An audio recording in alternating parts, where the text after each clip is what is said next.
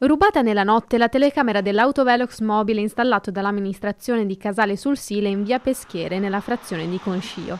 Un vero e proprio furto, commenta la sindaca Stefania Golisciani, un reato che sarà perseguito. Installato per cercare di ridurre la velocità nel pericoloso tratto di strada che collega il centro cittadino con la periferia del paese, l'autovelox lì da 2 mesi ha ormai mietuto diverse vittime. Multe arrivate anche a residenti della via per aver superato di pochissimo il limite di 50 all'ora. È un autovelox che ha messo un po' anche i cittadini contro, perché sembra che i residenti desiderino mazziare chi circola rendendo la velocità, abbassando la velocità.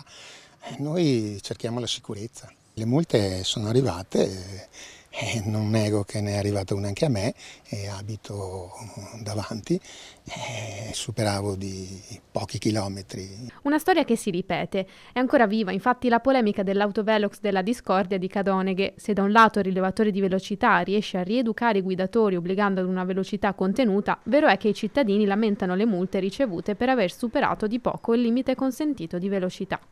È lo stesso caso di Concio, dove i cittadini chiedono all'amministrazione solo sicurezza.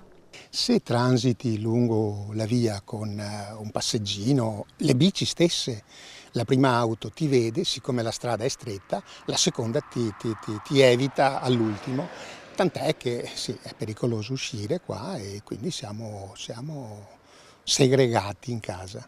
E dopo le segnalazioni per un tratto di strada che invita a spingere il piede sull'acceleratore, per i cittadini l'autovelox è solo una soluzione temporanea che non risolve a monte il problema. Di risposta la sindaca di Casale, consapevole delle criticità della via, rassicura dicendo che l'installazione del rilevatore di velocità mobile è un modo per cercare di monitorare la situazione della strada.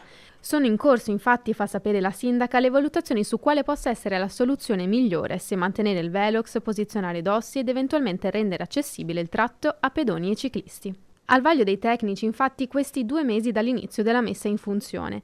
Stiamo valutando come agire, fa sapere la sindaca. I progetti di miglioramento e messa in sicurezza del tratto stradale sono all'ordine del giorno.